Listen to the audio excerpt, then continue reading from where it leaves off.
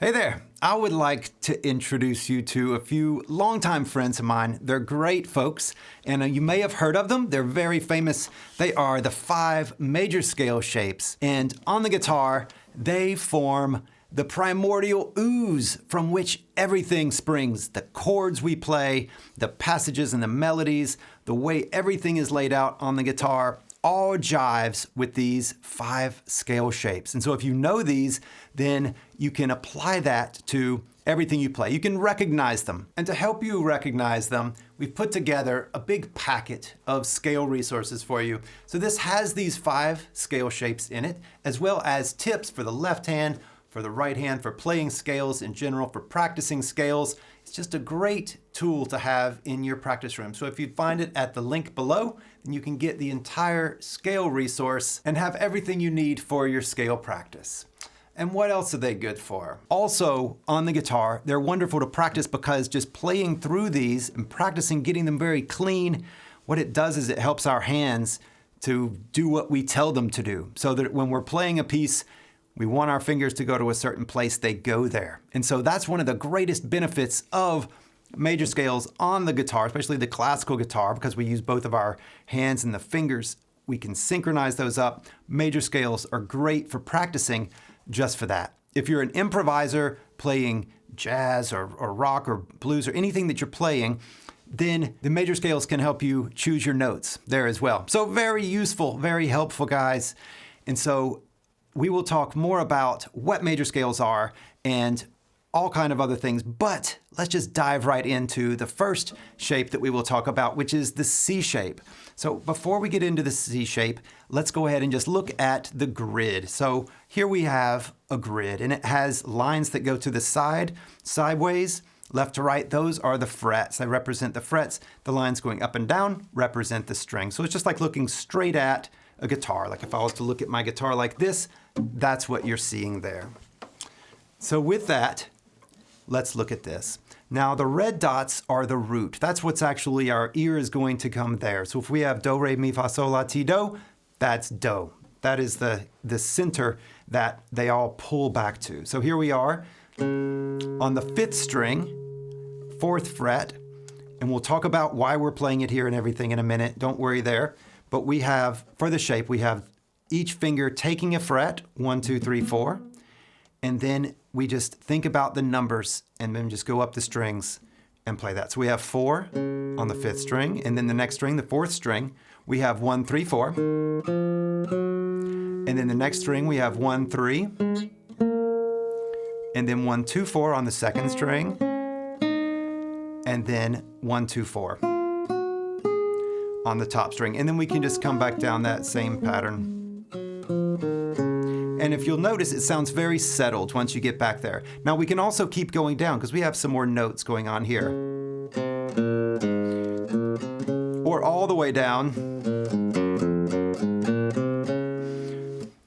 But the main thing to know is where that root is, where that red dot is, so that then you can do. Now we oftentimes will use in pieces of music, we'll go down to that note right below it, which is the 4th fret on the 6th string. It's a really common note to be playing with this scale. So we'll just normally go down from there. So then to practice this particular shape, this is the C shape. To practice this shape, you can start there and just go up.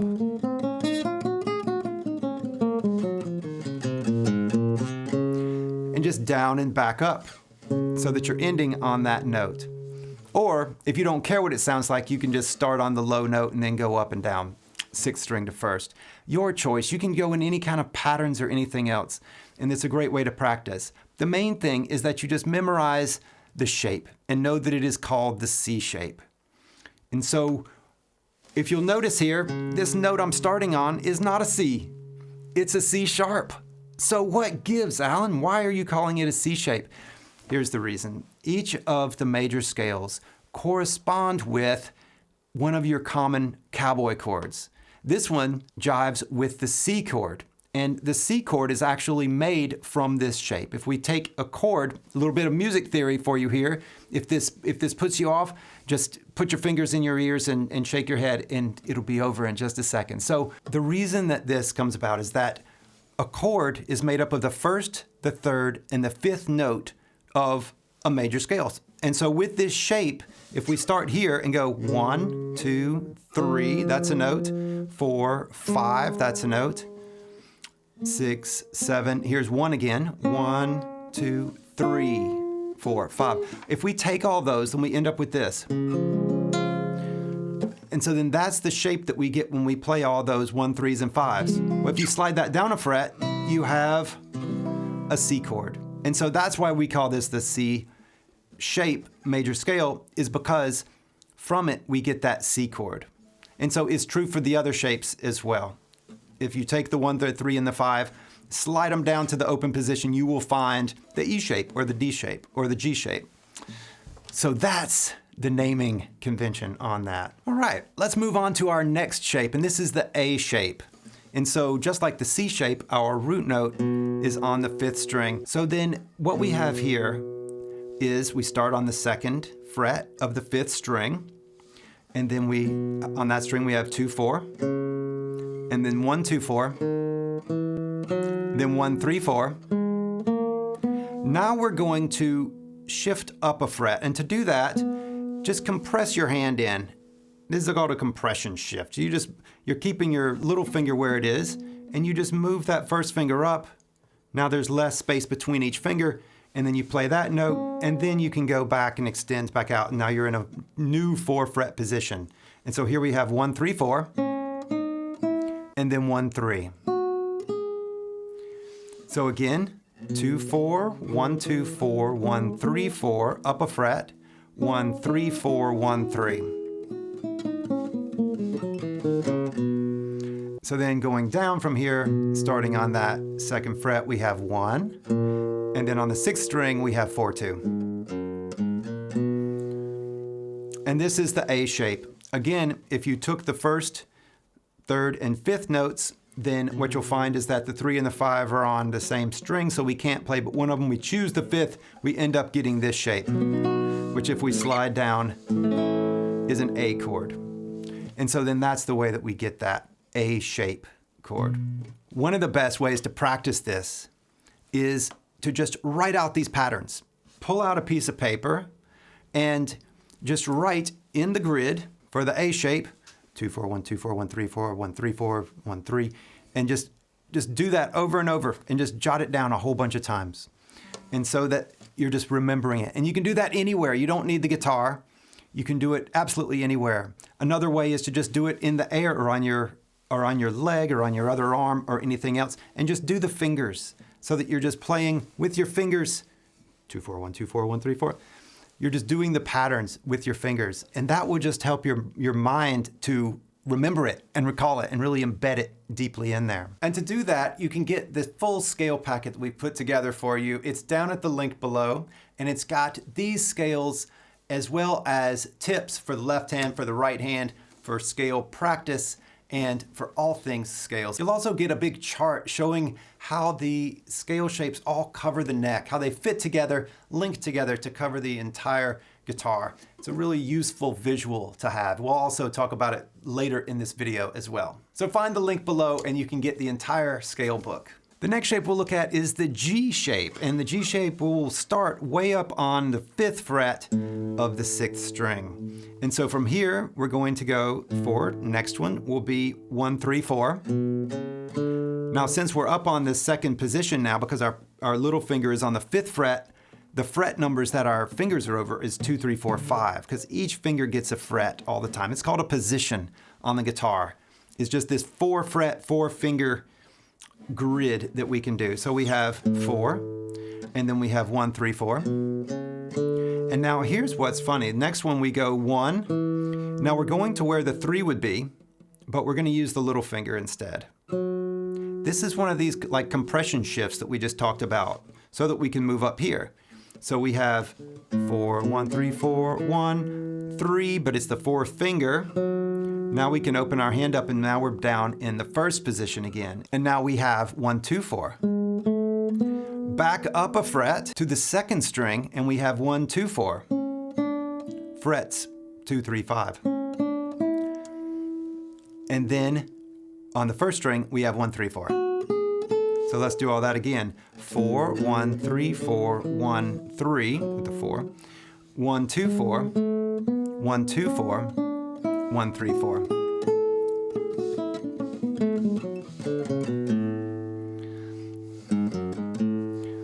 So then this is the G shape.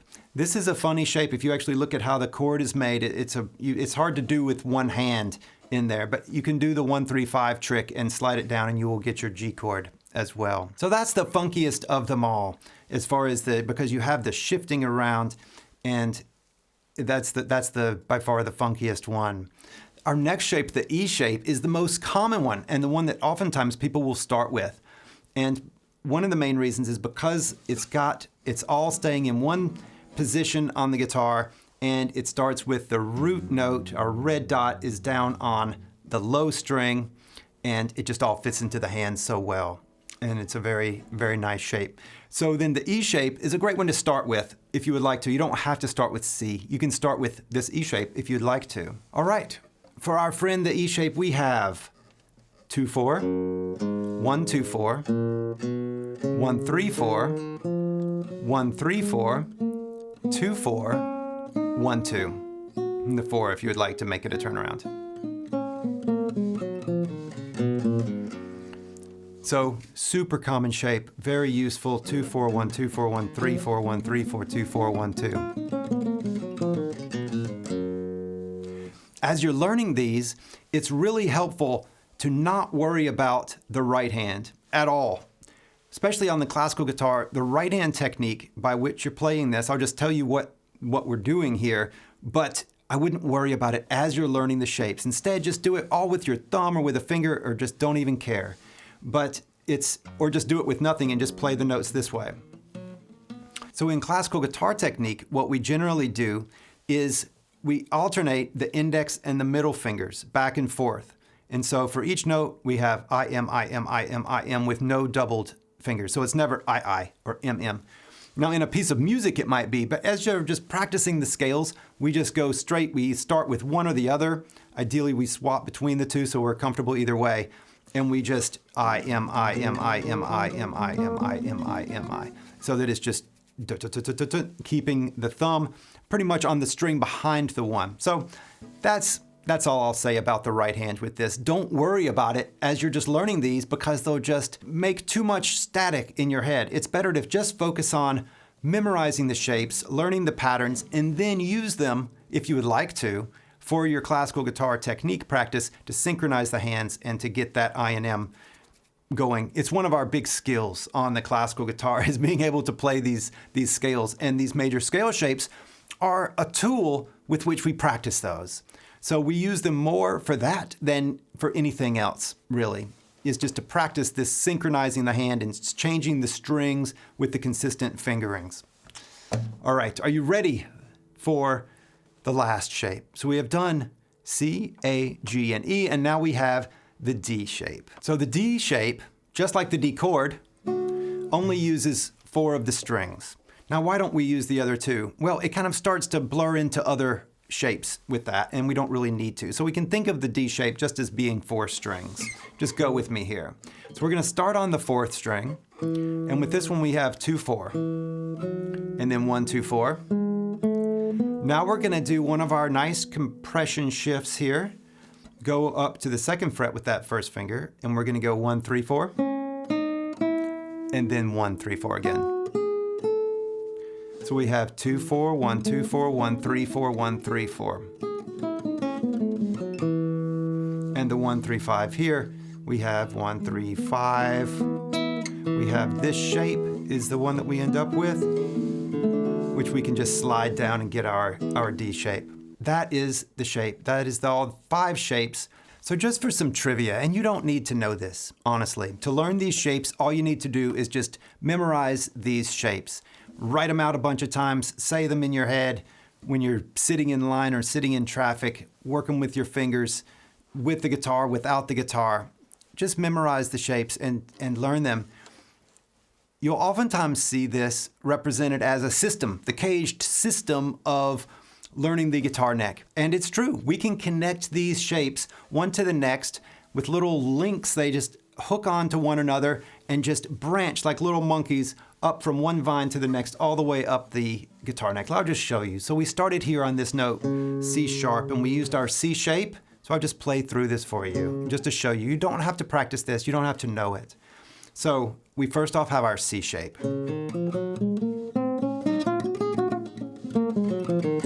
Then we have our A shape. Now the root is on that same string here, so we go into the A shape.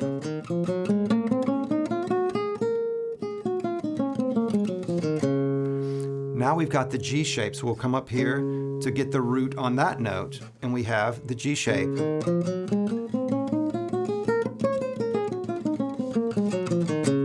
Then the E shape, root on the same note, different shape.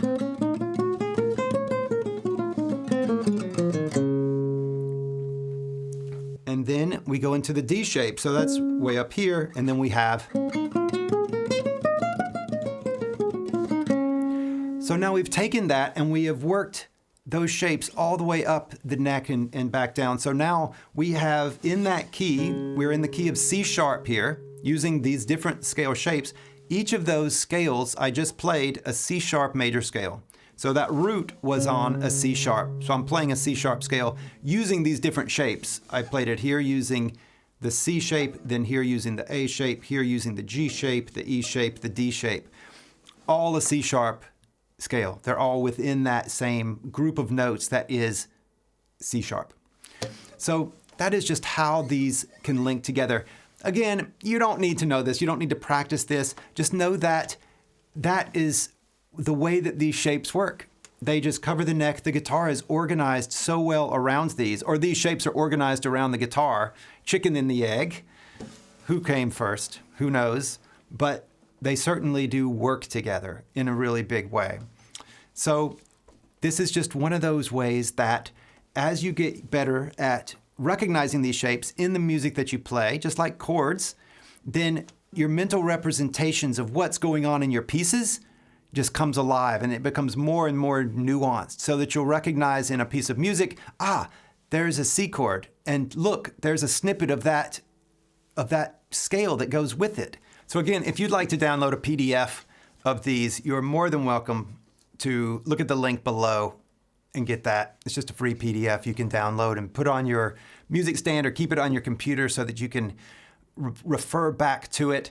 Just a quick note on practicing these. It's better if you try to remember before you look at the sheet or before you look at your notes. So instead of saying, okay, I'm going to practice this, and then you look at your notes, instead say, okay, E shape, what are my numbers?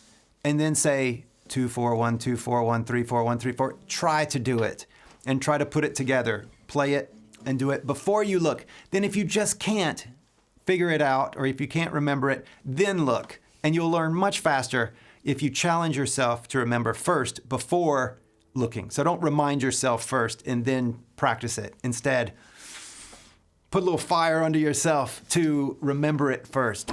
It's just a great way to learn, and it works. All right, and these are the major scales. If you'd like to know a little bit more about how these all relate and everything, you can check out this video right here of how chords and scales are related, and that will help you to understand this relationship between chords and scales even better. Good luck in your practice, and have a wonderful day. See you soon. Bye-bye.